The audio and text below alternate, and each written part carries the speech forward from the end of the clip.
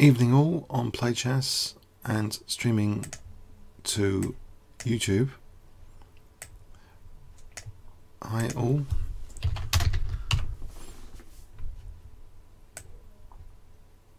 So starting in a few seconds.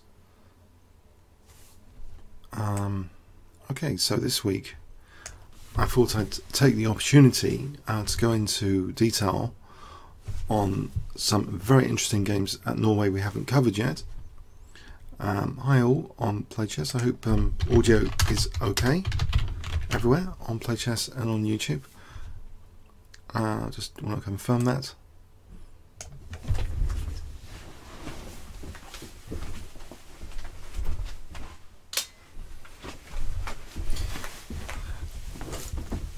Okay, so the Norway tournament was a great tournament, one of the strongest tournaments of the year, probably the strongest tournament of the year. And yeah, so Magnus Carlen eventually came second to Sergey Karjakin, which was very interesting. Magnus Carlen actually won just 2 games, but he didn't lose any, whilst Sergey Karjakin won twice as many as Magnus Carlen, and did manage to lose 1 game. And let's look at that first game, which Sergey Karjakin was black against Levon Aronian. Let's keep it from White's perspective. Okay, I'll just also check something on YouTube. I just want to refresh something here to see if this is okay. Streaming data. 1 game. Okay. So yeah, D4. This game was in round 2. Levon Aronian against Sergey Karjakin in round 2. Let's have a look at this first. So knight f6 from Karjakin. Be looking at the Blitz tournaments and Rapid next Tuesday. I just want to catch up on games I haven't really gone over. Very high quality games from this Norway tournament in this session. So yeah. So Levon now played c4. We have e6. Now knight f3 signalling Queen's Indian territory. b6. g3, and now a very popular move here. Let's actually connect to live, put bishop a6 as the main move now. White responds with b3, black throws in the check. It's all theoretical, provoking bishop d2. That's the idea, to disrupt protection of d4. So bishop drops back. Knight c3 now is played by Levon. Actually more common is actually just bishop g2 here. Knight c3, c6, so this is theoretical. e4, black plays now d5, queen c2. Now black played d takes e4, and after knight takes e4, it looks like a standard sort of position out of the Queen's Indian defense. Let's put on like a bit here. Actually, and I'll tell you. Stockfish, the latest Stockfish, actually we could put that on. Slight advantage to the white at the moment. Bishop b7, bishop c3. Let's get out of the opening. So now white trades on f6. Bishop takes f6. And okay, curiously, this is the first interesting dynamic decision, which maybe many club players wouldn't consider.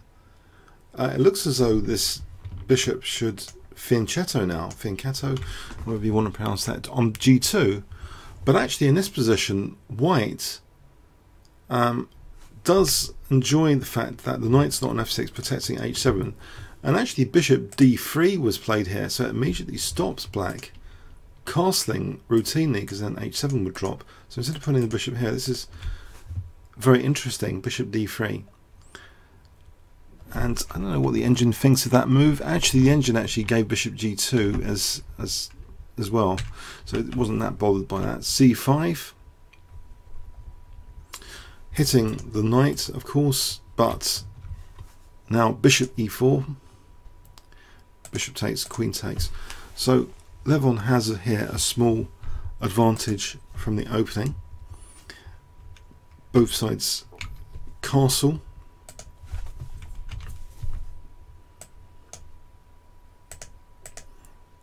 And queen c7 is now played.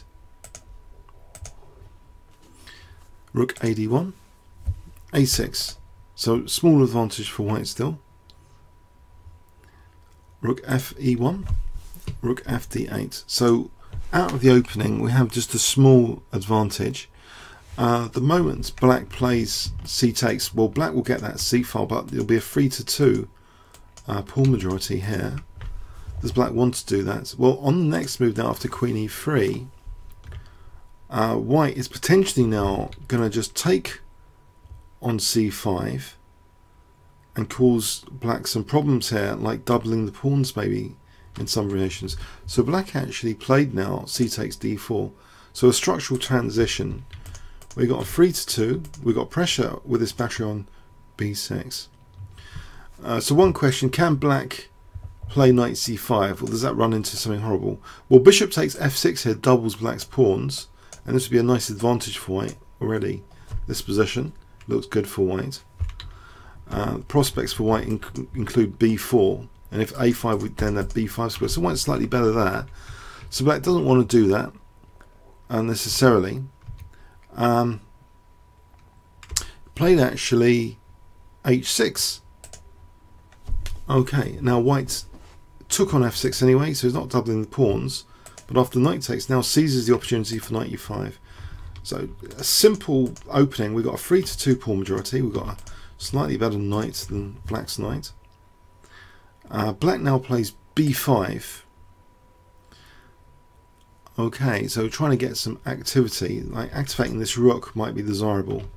I'm not sure c takes does anything apart from activate black's rook. Black could actually be totally equal, it seems, there.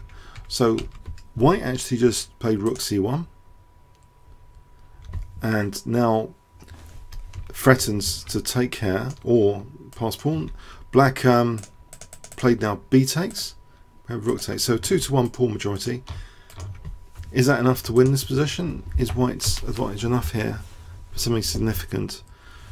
Okay, queen f3 is played covering this diagonal. Queen d5, and now the king comes to protect the queen as well as the knight. So black now plays a5. Rook a4. Is white threatening anything in particular? Knight c6 might be interesting. Hitting a5 again, maybe threatening, then queen takes, because if rook takes, there's knight e7 check.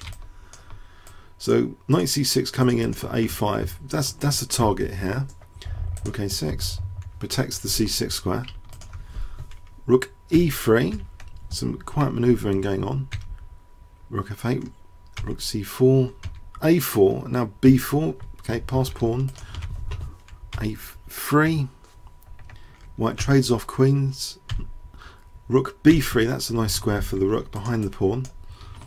Rook fa8, and the pawn is pushed b5. So white's just got this quite dangerous looking pass pawn and has managed to outplay in the last few moves Sergey Karjakin. This is a clear advantage now for white. This is, given by the engines as plus over a unit, 1.13. Now, just before we carry on at move 33, can we just rewind that, just see what was actually causing some problem here? Well, after a4, b4, I mean, immediately the evaluation shift, technically, for those interested, we're going to less than half a pawn to more than half a pawn in just 2 moves here.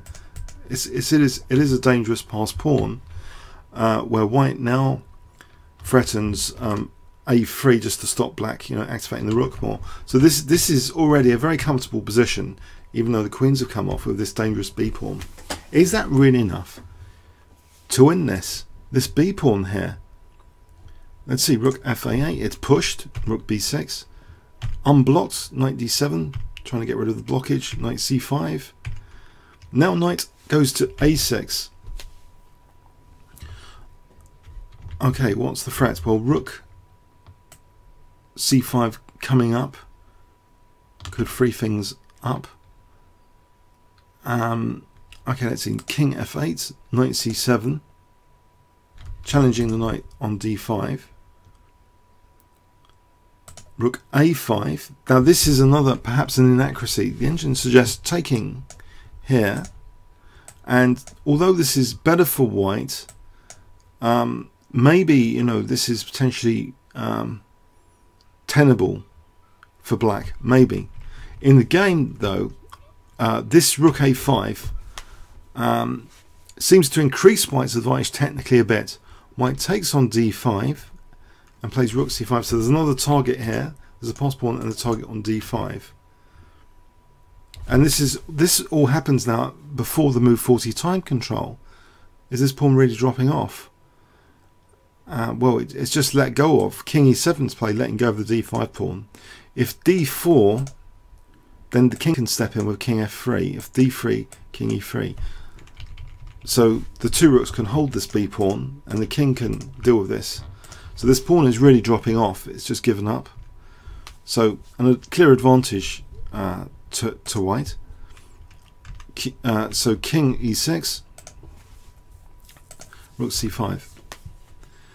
White is now threatening, well, to just increase the advantage with f4. That would take away the e5 square, or bring in the king. So rook b7 is played, and we have a check, king f6. Now check here. It takes the pawn one step further, f6.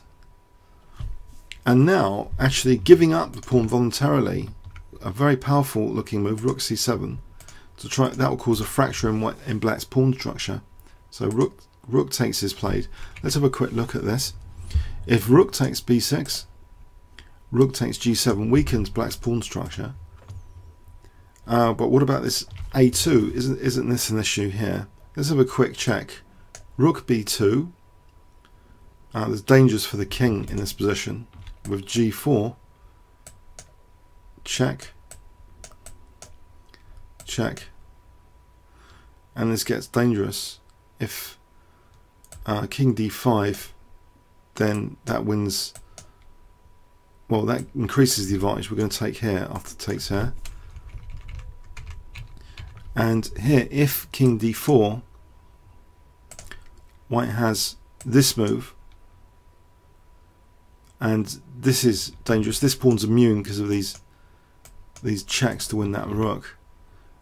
So in this position, this is looking good for white. White's going to take on a3. Black will be left, you know, with that, without this passed pawn on a3. So, given all this, instead of rook takes b6, just rook takes c7 was played. B takes, and the game continues. Rook c5. I think this is the best move now, not taking the pawn. That might offer black something. If rook takes a3, this is going to be, I think, harder to win. Levon actually played rook e7, keeping his dangerous passed pawn. g5, king f3. The king's coming into the center. Check. King e2. King g4. King d2. Now this is actually +4, believe it or not. This is quite an overwhelming advantage technically. I think the king is just free to try and come to the pawn now. King d3, king h3, king d4. The king's just coming down to help queen the pawn. Takes, king d5, king d6. It's all over. Black's been totally positionally outplayed here. So at move 55 now, Karjakin resigned. So it was a dry positional Queen's Indian game, but to be fair, you know, the Queen's Indian defense is one of the most rock solid and reliable opening systems for black to choose. So I mean, there's some great decisions from Levon in this game, including bishop d3. I don't know how many of us would consider that. The engine actually suggests bishop g2 is okay as well for a small advantage. Well, it seems like an interesting decision anyway. Okay, the exchange of bishops. So really, I mean, playing with white really got the 3-2 out of this opening. That pawn majority, and I think one of the transitions later was the pass B pawn. If black tried, in theory, probably harder to do, if black tried to keep just the tension here with the pawn structure, apparently a move like Queen D6, this should be okay for black. It doesn't seem that bad. But what happened in the game was this B pawn actually becomes quite significant at this point at move 30. This is where white seems to get a clear positional advantage, which he pressed home. It started to go wrong for black. This B pawn, and then this point here didn't help.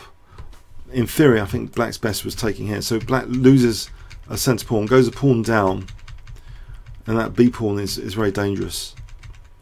Okay, so yeah, an interesting positional game. Let's have a look at another game. So Karjakin against Grzyzczuk now. So I'm looking at decisive games because they have they capture my imagination more. So against Grzyzczuk in round 4, let's have a look. So D4 from Sergey. Grzyzczuk played knight f6. After c4 g6, we enter a Grunfeld defense. C takes, so a Grunfeld, bishop g7.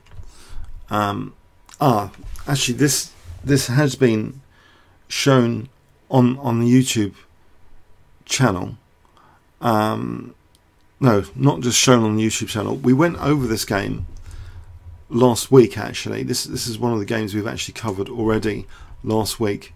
Just as a recap, white. Very brief recap. There's another video already on YouTube from last week where white loses the exchange, but he got a lot of compensation. So just to recap this win, so white lost the exchange here. Fantastic game, but white actually managed to win this against Grzyzczuk from here, the exchange down. So that was a great game. I don't want to go over it again because we've covered it last week, but just as a quick reminder, this was the game. Just flicking through it. So white, the exchange down, managed to win that. So that must have been great for boosting Karjakin's confidence that he could play dynamically like this.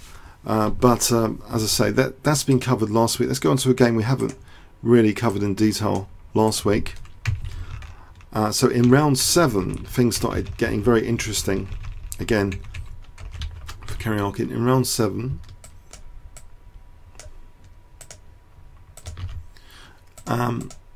okay, Nxe4 against Karjakin. So knight f3, knight f6. It started off like this. A symmetrical English opening was the choice of black. So seems a bit on the dull side, the symmetrical English, but actually things liven up here. Black didn't play g6. Black played d5 in this position. This is quite common. Just check live book here. It's actually the second most common move to play d5. So this is where black chooses not to carry on symmetrically. It's supposed to be about equal as well as g6. So d5, white takes, knight takes, bishop g2, and this is the most common move, knight c7, moving the knight back immediately. I think does actually g6 run into trouble? It might be okay. It has been played before g6 or e6, but the knight just retreats. This is the main move, and white usually castles here. In this game, a3 after g6. Now white played h4. Very interesting. h4 is not really played that much. It's a little bit. It's played a little bit. So does black have to be concerned about this? Well, this next move prepares against that, h6. So I guess if h5, black could play g5 here. That seems fine for black. So h6, interesting, parrying any h5. So d3,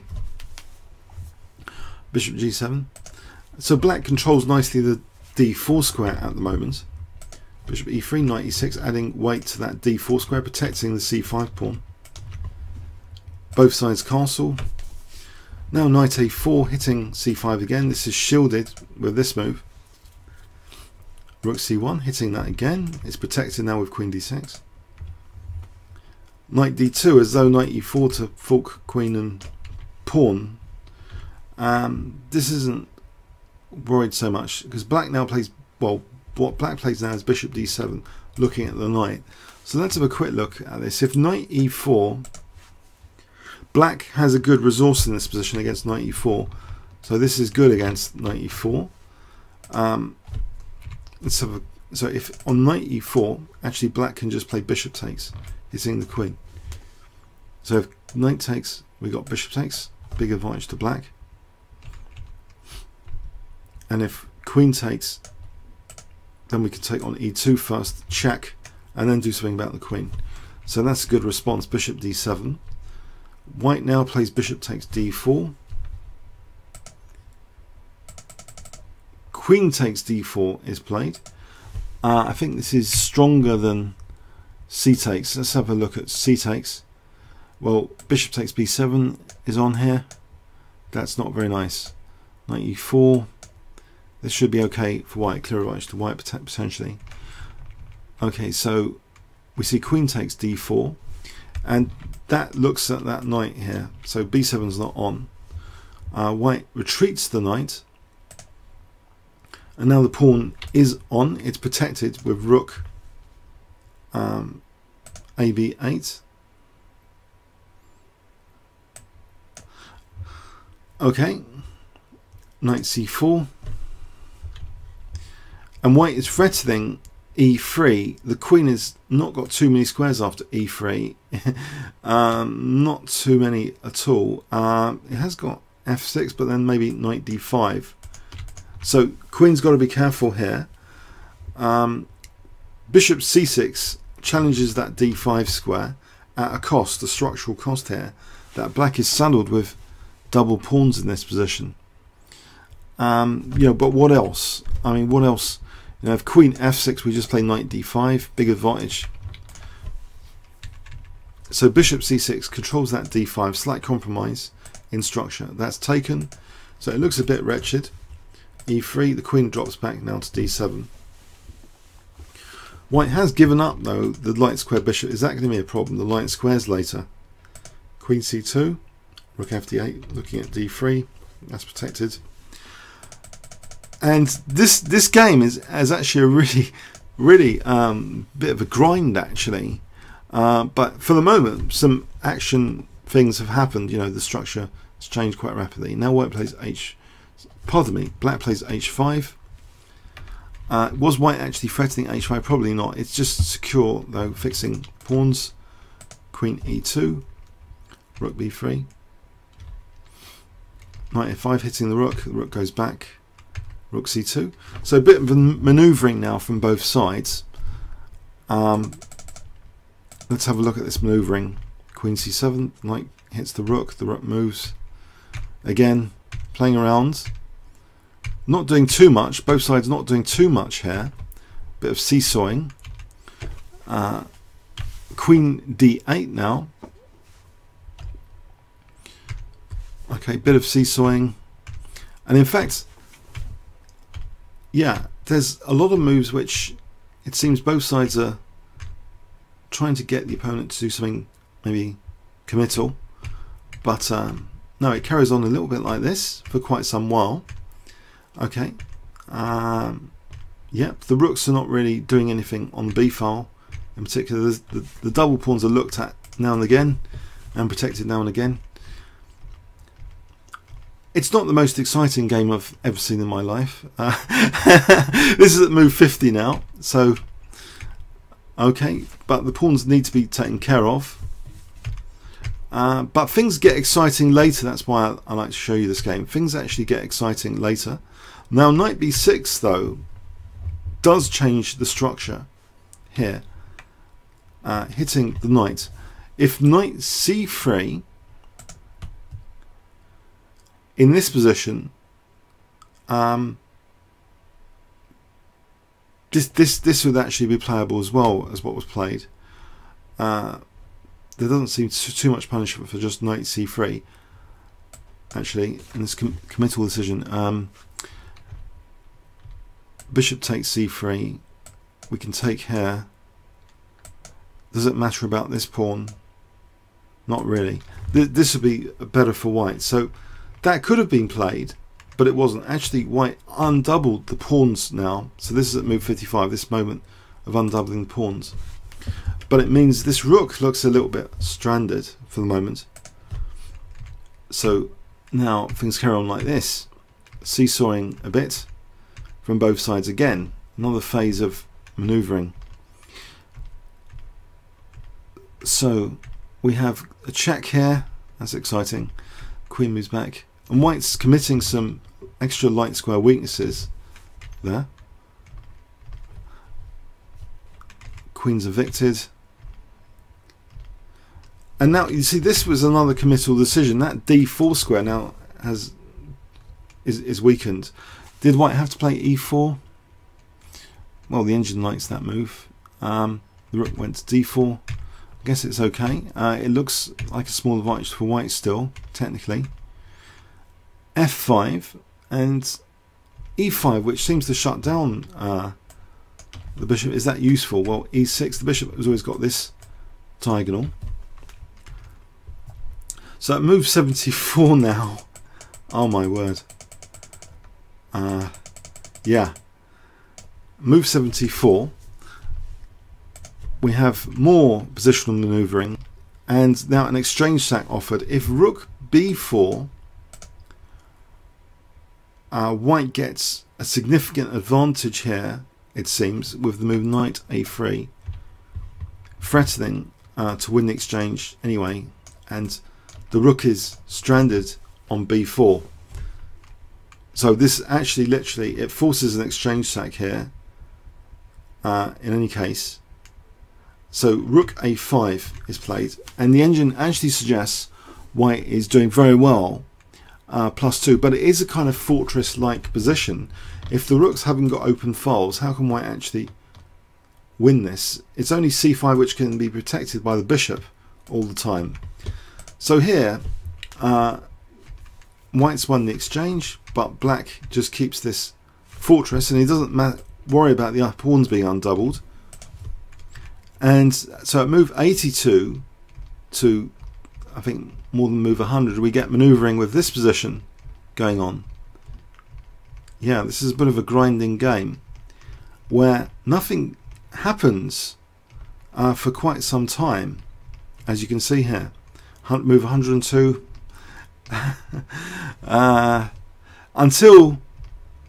until something does happen, which I'm going to highlight pretty soon. Honest. Okay, here.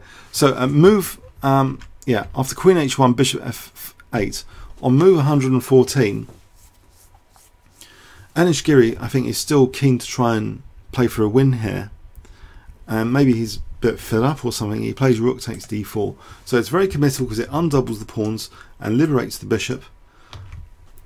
So can black be really that much worse here?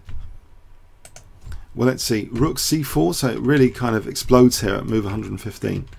So rook c4, bishop b4. And now white plays g4, violent looking. What is going on? The evaluation now has shifted after g4. Maybe this is a bit controversial, but I think white's getting fed up of this closed position. If an alternative, the engine's just shuffling around more, but no, white wants to try and break open things. The right move, it does seem, is hg. Now if fg, in this position, queen e4, looking at g6, and black might start crumbling here. Then we've got double attacks, we've got stuff happening. Black's fortress is crumbling. Pass pawn, so that can't happen. The best way to take here is played h takes g4, even though it seems to allow h5. Okay, g takes is played, queen takes. c5 protecting e6, and that c6 diagonal looks dangerous now to get to white's king. Check, king here. Apparently white technically still doing well here. This is at move 120. Queen e8 apparently might be okay. Just keeping the pressure. Queen e8, then maybe rook c2 after that. In the game continuation, actually, here, white played rook c2, and now we see the queen able to use this diagonal. See, queen e8 would have restricted that queen c6 now. So it looks down the diagonal, keeping the protection of the pawn. And it's technically about equal now. Black's also got this passed pawn, if needed later. Queen g6. And okay, here's a great move which does various sorts of alternate damage here now at move 121. Just to see if anyone's still awake in this game. Can you guess what Black played here? I doubt that anyone's actually seen this game on YouTube, as it's so long. Maybe you've seen some highlights. So Black to play here, if I gave you 20 seconds to guess the next move, what would you play here with Black? So Black to play, what do you reckon Sergey Karjakin played here?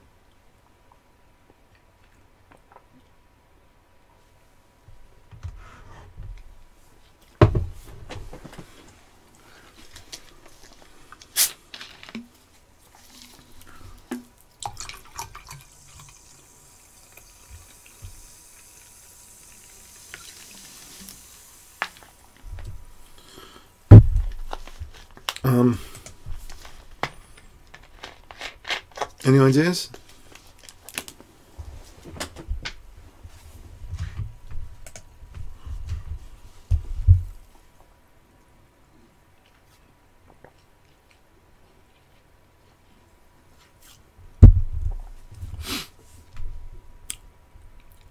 No, it's nothing to do with E1.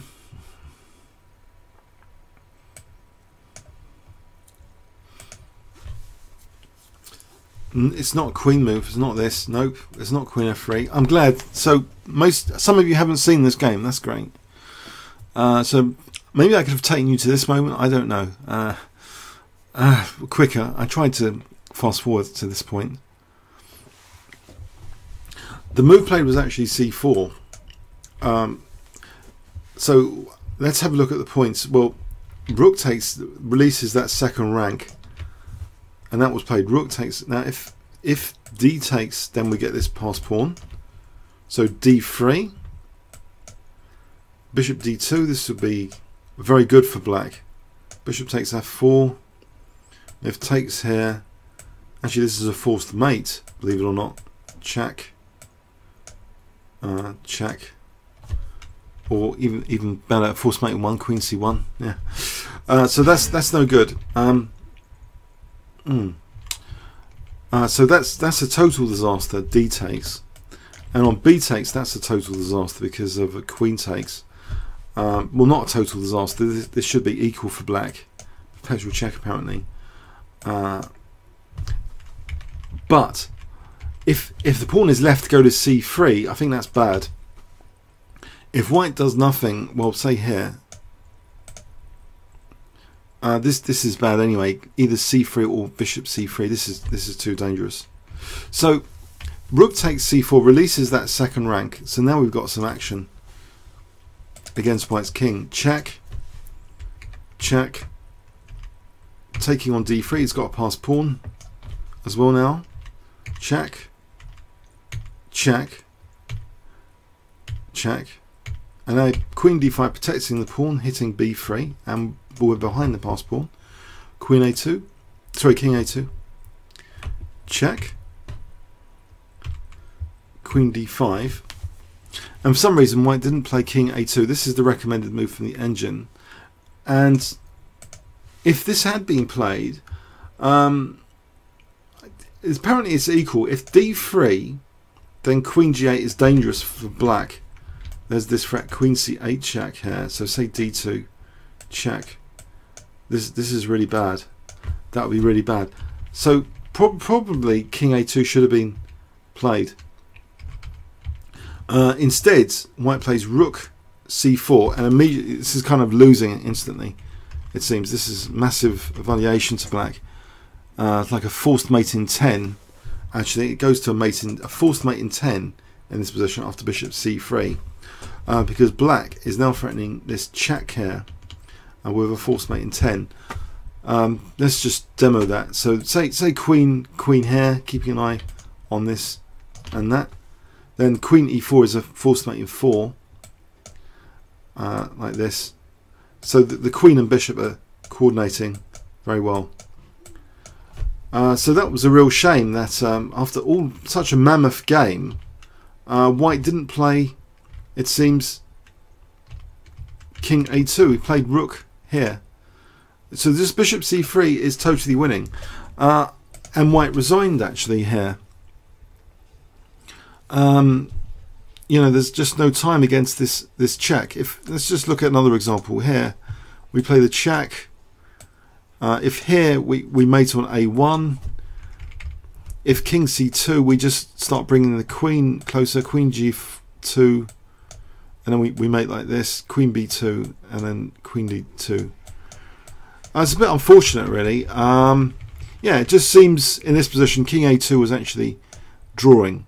So at the moment d3, we just play either queen e8 or queen g8. Apparently is a massive advantage to white because of that stuff mentioned before. You know, if king a7, then check, and then it's black's king. That's being in trouble.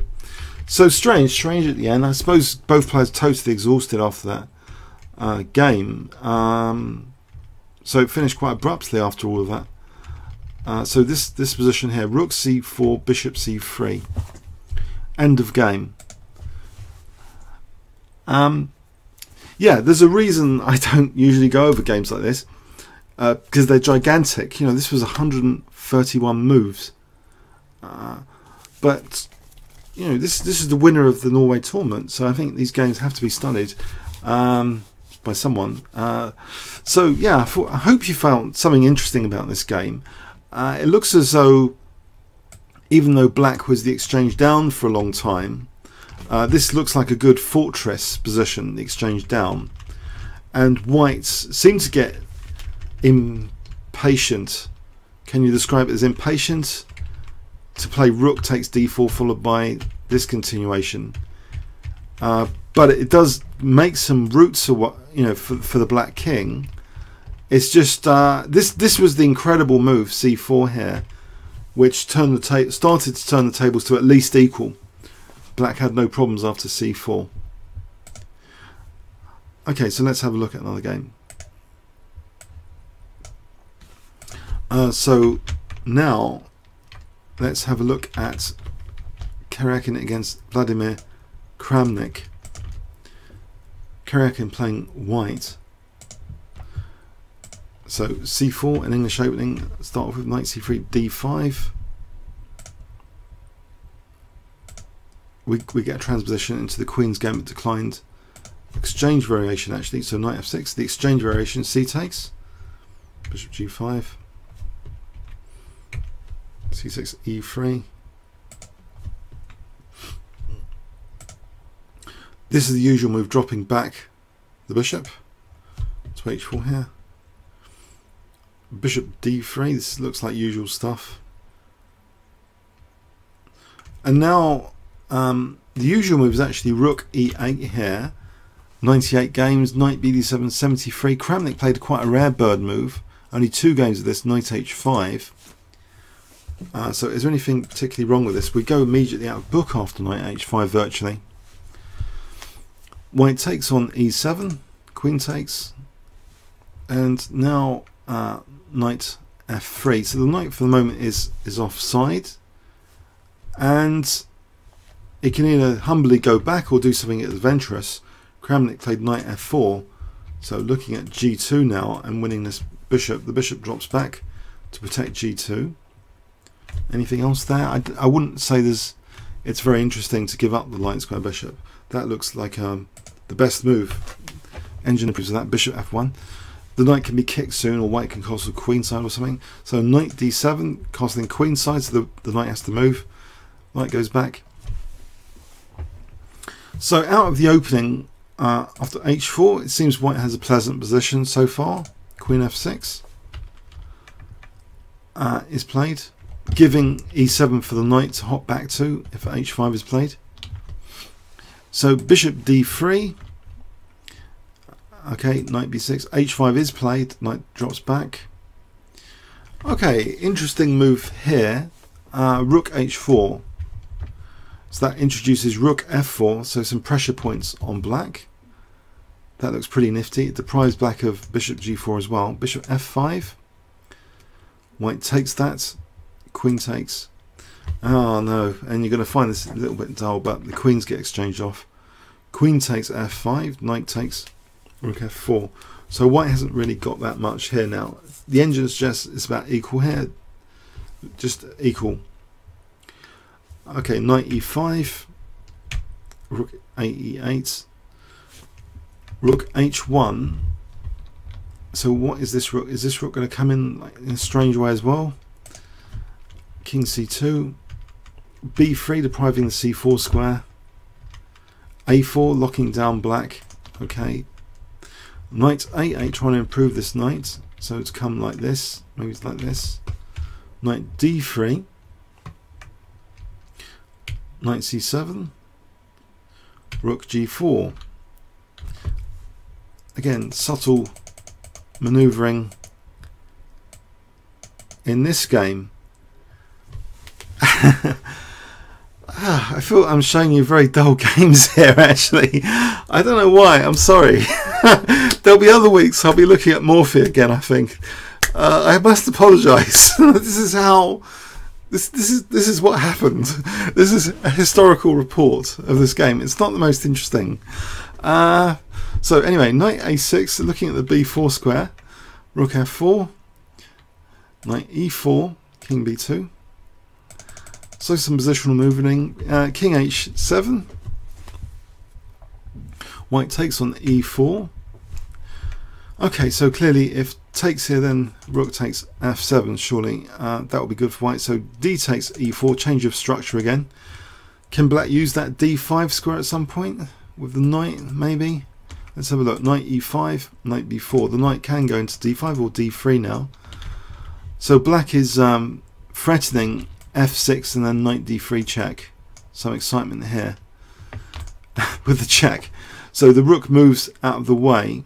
Not taking here, because then I think just f6 wins a piece. So the rook moves out of harm's way here with rook f5. White apparently is better now after rook f5. You see that g6 is inhibited. Black never wants to play g6, and this a5 pawn is looked at. So there's some method to the madness of white here, giving black seemingly this aggressive knight here. Just out of interest, if we can throw in an exchange sack idea, I don't think black's got anything after this. Rook takes that, just white just takes that. I don't think that the exchange sack does anything in particular. It would just be a lost position here, really. This position here. So forget that exchange sack idea. So c5 was played. Rook d1. C takes, E takes, so an isolated pawn. Rook d8, knight c4 now. And look at the a5 pawn. That is an exploitable target for white. Knight d3 check. The king comes to support the c3 pawn, which is under pressure. g6. Yeah, black is worse now. Black is clearly worse. So, and apparently g6 is one of the better moves here for black. White is threatening. The main threat actually is not just taking the pawn. The main threat appears to be f3. This knight's a little bit loose in this position. So if black doesn't play g6, let's imagine black plays king g8. I think f3 is really annoying. So knight b4 we can take here. and then we can take here, and this knight's now attacked again, and if check, this is good for white. So anyway, so g6 was played. g6. So rook takes a5. So this gets this f2 pawn. So this is the point. So knight takes f2. So keeping material equal, swapping a5 for f2. Rook e1. So again, we're back to white being slightly better. G takes. Doesn't matter about the extra pawn. They're crippled, sorry, not crippled pawns, double pawns. I'd rather call them double pawns. D5. E3. King c2 was played. Now, actually, in this position, is there interest in looking at rook takes e3? Let's have a quick look at rook take. If rook takes e3, that's a disaster for knight d1 check. Little trap there. So, and if knight takes, this is okay for black with rook c8 check apparently. And if here, knight e4 check, and this should be okay for black as well. So the pawn wasn't taken here, just king c2, threatening now more comfortable rook takes e3, knight g4 protecting the pawn, now d6, and white is actually doing quite well now after rook a7. Now both these pawns are on the row here to attack. So this is actually a significant advantage somehow to white now. From an engine point of view, we're talking nearly +2 now, just in the last few moves. How could we explain this? Well, you know, something happened just before we go on there. Kramnik's position here probably didn't need. Did it really need e3 to be played? Maybe. This past d pawn is actually quite good. This is good stuff. Coming up, so yeah, maybe he's just drifting into a bad position here. So rook f6, rook e2. If rook takes b7, I think this is playable as well actually. Check, king d3. This is playable as well because this a pawn is dangerous. But no, rook e2 was played. b6. Rook b7. If we can get this pawn, then this pawn's going to be a fantastic pass pawn. Now Kramnik gets annoyed or something with his position. He gives up the exchange here. Kramnik actually gave up the exchange with rook d takes d6. So this is at move 44. He's going the exchange down. Is it really sound? Well, white took, takes here. Now plays rook f1. So you can continue with b4 to try and crack past pawn. b4 now, h4. King steps up, knight f2. Here, white plays rook takes e3, giving back the exchange. Giving back the exchange. The engine doesn't mention, you know, because there's knight d1 check. The engine doesn't mention this, but this is interesting. It's still an advantage for white after rook takes e3. Because we've got, you know, the pass pawn potential. If let's see rook f e1. Maybe this is interesting as well. King f4. So anytime we take here, there's knight d1. I think a5. This should be okay for white as well. This position here should be okay for white. This is okay. Apparently, but this simplifies what the continuation in which Sergey played here is an immediate simplification to give back the exchange. So knight d1 check, he can win from this position, believe it or not.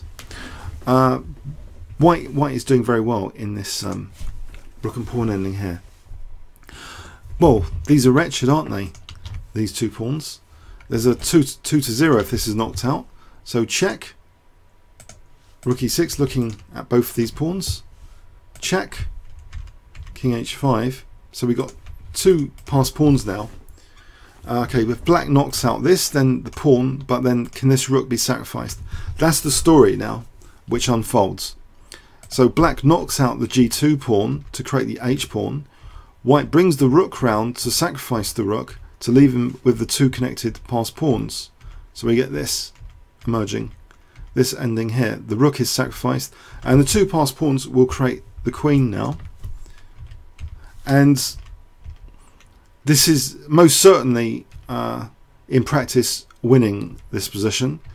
And after queen e4, actually this is the most crushing move on the board apparently, queen e4. The engine likes queen e4. Black actually resigned in this position after queen e4. Let's see if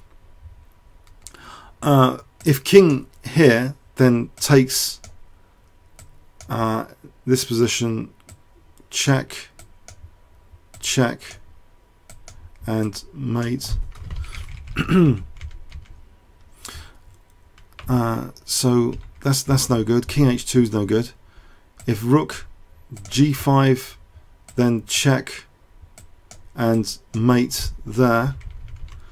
If the rook goes over here, we can win the rook. We will straight away with check actually, and then rook, well, nearly. Just queen f5 is a nasty pin on the rook, so that'll be winning easily. So there's nothing here. This is a total loss. There's nothing black can do. If the rook goes over here, then that's just mate here. So after queen e4, that was it. Sergey won against Kramnik. Kramnik resigned here. I don't know what to say. The thing that strikes me personally is in this game, who would have thought that a5 is a losing weakness potentially? When black played a5, wow. If we look back in retrospect at this game, just out of interest, why is a5 eventually losing? Why was this rank so significant? It was when that pawn went there that this pawn is looser. How did the rook end up on f5 hitting that pawn? Let's just review that again. It was fixed with a4. We had a structural transition here, so we've got potential pressure point across the fifth. Now rook f5 installed that rook there, not minding any knight d3 check. That a5 was still a target around about here, even though white's now got an isolated pawn. The a5 becomes a major target. Here it became a major target. And also b6 prevented by the knight. b6 prevented by the knight. Was that really enough? Well, g6 swapped a5 for f2. The rook couldn't do anything. Like if it went king f, rook f6, we've got king g7. So the rook had to swap the a5 pawn for f2. So what did that give? That gave a 2-to-1. How was that exploited? It seems the rook on the 7th there as well. Yeah, this became extremely critical after b6. Black was drifting into a lost position. If rook d7 had been played a5, then we got a6 on the cards. The rook's the knight was actually really good on c4 by this stage. So a6 on the cards here. This starts to look critical. If rook f2, king d3, this started to look critical. In this position, we just b4. If a6, the exchange that might be okay. So b4 apparently is best. If black does nothing, b5. Say black does nothing, b6. Then we play a6. And so this 2-to-1 literally can crash through. Yeah, it's a great positional grind here against Kramnik. And Kramnik's usually one of the greatest players with passed pawns, but here, yeah, he went into this seemingly lost rook and pawn ending. Okay. Okay, so interesting positional games. So we look at now against Caruana. Now this was very important to try and win the tournament against Caruana, and Karjakin had the black pieces. So knight f3, knight f6. c4, c5, symmetrical English. Yeah. So, but you know, he does inject some excitement here because he doesn't play g6. He plays d5. It works in an earlier round. So c takes, knight takes, bishop g2. The knight drops back. That's the main move, as we've noted before. a3, g6.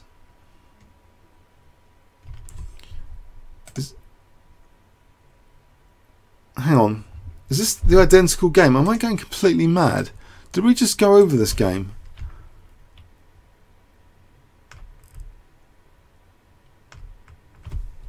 No, this seems to be following the Giri game. Okay, up to a certain point. Yeah, I'm not going mad, I think. So h4, h6, d3, bishop d7, castles, bishop d7, bishop e3, knight e6. Yeah, it's different now. So white's got control of d4, rook b1, rook c8, knight e4, b6, protecting that c5 like this, b4,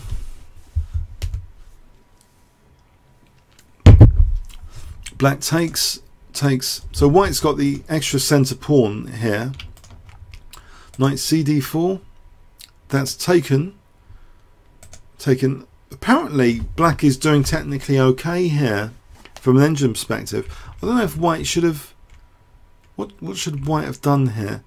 It just seems about equal, this position. So even though white has this 2-to-1 here in the center, black's knight d4 threatens maybe to take her and then knight d4 again. Okay, so this looks equal. e3, bishop drops back. b5, okay, marking out this, but this is a kind of weakness potentially. Castles, d4, rook c7, f4. Yeah, creating some weaknesses, but clamping down on e5, queen c8, as though rook c2 might be of interest, or maybe bishop f5 first, rook b2, rook d8, king h2, bishop e6.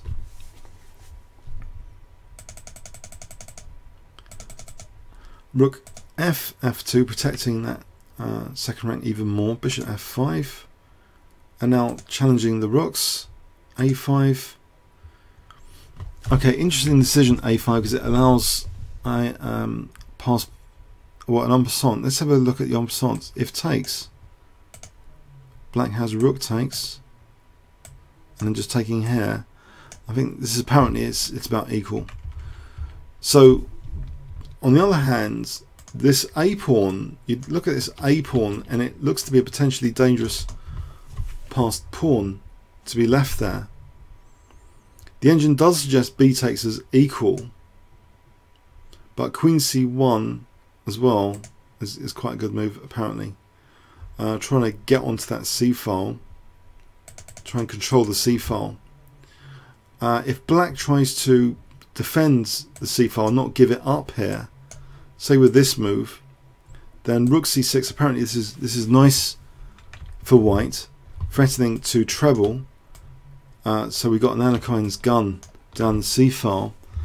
So this could be quite pleasant for white, like this. But black actually took on c2, volunteering the c file here, and now played seemingly meek move, not even bothering to attack. There's always rook c6, I guess. If queen d7, there's always rook c6 hitting b6. So actually queen b8 was played, rather meek, you might think. Rook c6, but there's bishop d7, that's the point. Bishop d7, and white doesn't mind losing the exchange here. It plays knight c3. This would be a very dangerous looking pawn with the knight b5 coming up. So if takes here, then b takes. This is actually a big advantage for white for knight b5, and you can see this is very, very dangerous. So here black actually just played e6, rook c4, now bishop f8, bishop c6, queen d6, knight a4, looking at that b6 pawn. Now apparently this is a mistake, knight a4, a slight inaccuracy. It looks logical to hit the b6 pawn. Apparently knight e4 is technically better. So if queen e7 takes and rook c6, and we'll be on b6. This apparently is nice for white. This looks nice for white. So what's the problem here with knight a4? Well, black, it took on c6. So an immediate problem, if takes, I think we just play b5. That's a nuisance. And if c7, we don't play this because of rook c6. We actually just take on c4, takes, and this position is okay for black. This position here, it's queen a8, invasion coming up. So okay, so basically after knight a4, bishop takes, that's discouraged. So white played rook takes c6, and then we have this move queen b4, which is a nuisance for white. It is a nuisance. Okay, let's see why. So the knight went back to c3. If knight takes b6, queen takes b5, and black's going to continue like this, and maybe with the check and this passed pawn is quite good for black here. So white doesn't like that position. He plays knight c3. Now black accelerates his own passed pawn here by giving up b6. He plays a4. If rook takes b6 here, then rook c8 is actually, it seems to be winning for black, this position. This position here is pretty bad, with bishop b4 to follow. There's no knight e2 that can be just taken. This is pretty bad for white. It's a little bit similar to the game though, I think. So queen c2 was played, a3, and we get a very similar scenario where the b pawn is taken, but now this rook c6, rook c6 takes, and this horrible pin on the knight in conjunction with the passed pawn is not very pleasant. This passed pawn is a great asset for black here. c7. In fact, believe it or not, black is, from an engine perspective, plus 3.5 here. It's winning for black. White seems to have lost the complete track of position. Let's just review this here. So knight c3. This was slightly better for black, and here after a3, this actually seems to be a disaster move, making it even worse. White should have played queen e2, and after queen b2, taking this isn't so brilliant, but it doesn't seem to be totally losing outright. But in the game continuation, it seems that black is actually having a fantastic advantage here. That knight pinned for the moment, the passed pawn. So queen b3, queen a5, threatens just queen b4. This ending will be very, very pleasant for black. And all these pawns are on dark squares as well for that bishop to mop up. Queen c2, queen b4, threatening now queen, not queen b, that's maybe good, but queen c4 for a2. Knight a4 is played. And we have queen e1 now, so looking at e3. And if e4 here, then bishop b4 is apparently, this is quite strong, with queen e3 to follow, and then maybe bishop e1 on g1. Let's just check this out. If white tries to, what can white do here? White's kind of stuck Let's just say this: Queen E3. Let's just give 2 moves. Bishop E1 is going to happen. So white's kind of stuck there. He gives up the E3 pawn with knight C5. That's taken. So now, you know, pass pawn, weaken D pawn. This is now taken as well. Bad news, 2 pawns down. Queen C8. Okay, this is defended. Check. Check. This isn't a perpetual check.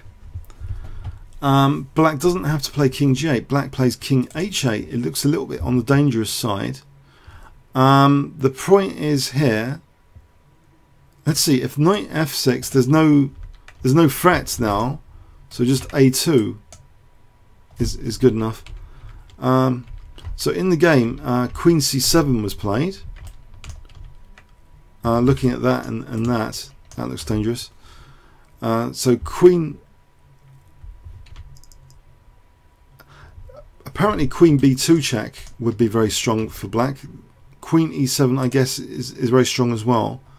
But Queen B2 would have been good as well.